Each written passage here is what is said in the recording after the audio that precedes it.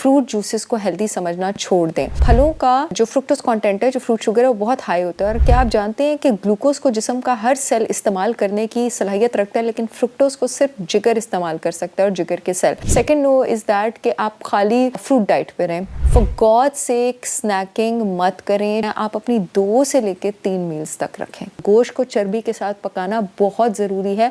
वो आपका insulin hit, क्योंकि वो फैट है, वो भी कंट्रोल रखता है। अस्सलाम वालेकुम एवरीवन, दिस इज डॉक्टर सारा Chawla, right at your service. और आज मैं बात कर रही हूँ कि जब आप अपने वेट लॉस जर्नी की तरफ जाते हैं तो कौन सी मेन मिस्टेक्स हैं जो सब पर अप्लाई होती हैं।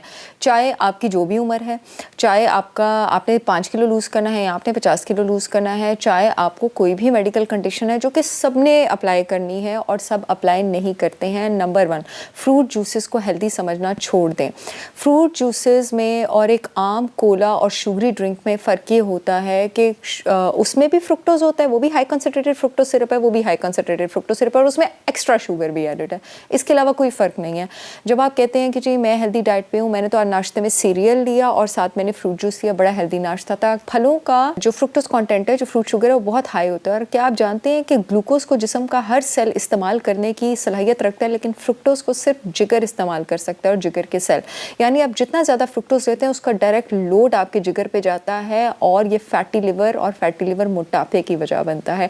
तो फ्रूट का तो वैसे भी इंटेक आपको 1 या 2 से ज़्यादा नहीं करना चाहिए। तो जब आप जूस निकालेंगे तो 4 से 5 सेब का तो बनेगा। आपने 4 से 5 सेब का शुगर ले लिया, ऊपर से दूसरी गलती आपने क्या की कि आपने उस फ्रूट का जूस निकाला तो उसका फाइबर पीछे रह गया।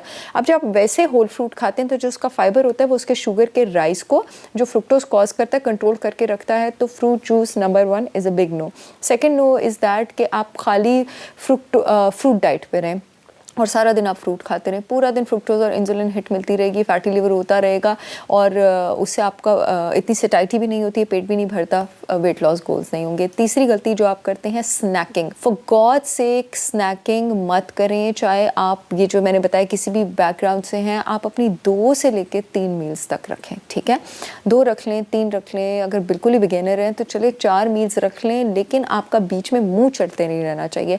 जितनी भी बार आप खाते हैं, आप अपनी बॉडी को इंसुलिन हिट देते हैं। आप क्या अचीव करना चाह रहे हैं? आप मेटाबॉलिज्म तेज़ करना चाह रहे हैं ना, आप अपनी जिस्म में इंसुलिन रेजिस्टेंस कम करना चाह रहे हैं ना, तो वो तो तब कम होगी जब आप की मील्स में वक्फा आएगा। अगर वक्फा ही नहीं आएगा, आप स्नैक करते रहेंगे, चाहे आप दुनिया का हेल्दीएस्ट स्नैक लें, आप कहें हम हैंडफुल ऑफ नट्स ले रहे हैं तो क्या हुआ, हमने अंडा खाया था, आप इंसुलिन हिट तो दे रहे हैं अपनी बॉडी को।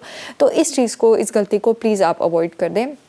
And the next thing is that अपने आप को खुद हाँके कि कब मेरा वेट बढ़ना शुरू हुआ था। कुछ लोग मेरे पास आते हैं और कहते नहीं जी मैं तो हमेशा से ही मोटी थी। कम से कम 1 साल की उम्र में, 2 साल की उम्र में कभी तो आप पतले रहे होंगे ना, कहीं पे तो कोई गलती हुई होगी। और मेजॉरिटी ये ख़वातीन और मर्दों के साथ आफ्टर 30s 40s ये होता है, यहाँ तो गैस्ट्रिक इशू हो गया या एकदम से स्ट्रेस आ गया, ईटिंग हैबिट्स चेंज हो गई, कोई ऑटोइम्यून डिजीज़ हो गया, माहौल चेंज हो गया, एनीथिंग, किसी कोल्ड ड्रिंक की, किसी एनर्जी ड्रिंक की आदत लग गई, थायराइड डिस्टर्ब हो गया, कुछ हो गया, उस गलती को पकड़ें। कॉज ट्रीट होगा, वो ट्रीट आपके डॉक्टर ने करना है, आपके हेल्थ कोच ने, हम लोगों ने करना है। वो कॉज ट्रीट होगा तो आपके पास आपका वेट लॉस ट्रीट होगा, वेट लॉस आपका पॉसिबल होगा, वरना आपका वेट लॉस जो है वो पॉसिबल नहीं हो सकता। और अगली गलती ये कि अपने डिटॉक्स के लिए प्रोटीन को बिल्कुल अवॉइड कर देना। आपका जो सबसे स्ट्रॉन्ग थर्मोजेनिक फूड है, यानी बॉडी में जो कैलोरी बर्निंग प्रोसेस सबसे स्पीड से बढ़ाता है, वो आपका प्रोटीन है। प्रोटीन को आपने साइड पे नहीं लगाना होता है। और प्रोटीन आपके जिस्म में सिर्फ डाइट का न्यूट्रिएंट नहीं है, आपके सेल की मेम्ब्रेन्स, आपके दिमाग के केमिकल्स, आपके जिस्म के हार्मोन्स, आपके न्यूरोट्रांसमीटर्स, आपके जिस्म के रिसेप्टर्स जिन्होंने जिस्म के फंक्शंस को फैसिलिटेट करना है, वो सब कुछ प्रोटीन करता है। तो प्रोटीन को नहीं निकालते हैं। और अगली चीज़, जब आप प्रोटीन पकाते हैं, गोश्त पकाते हैं, उसके साथ से चर्बी अलग करना छोड़ दें। गोश्त को चर्बी के साथ पकाना बहुत ज़रूरी है। वो आपका इंसुलिन हिट, क्योंकि वो फैट है, वो भी कंट्रोल रखता है। उसको चर्बी के साथ खाया करें, उससे वज़न नहीं बढ़ता। वो आपका वेट भी कंट्रोल रखता है और वो आपकी जो एपेटाइट है, क्रेविंग्स है, उसको भी करता है। I see all again with yet another information video. तब तक के लिए अल्लाह हाफ़िज़।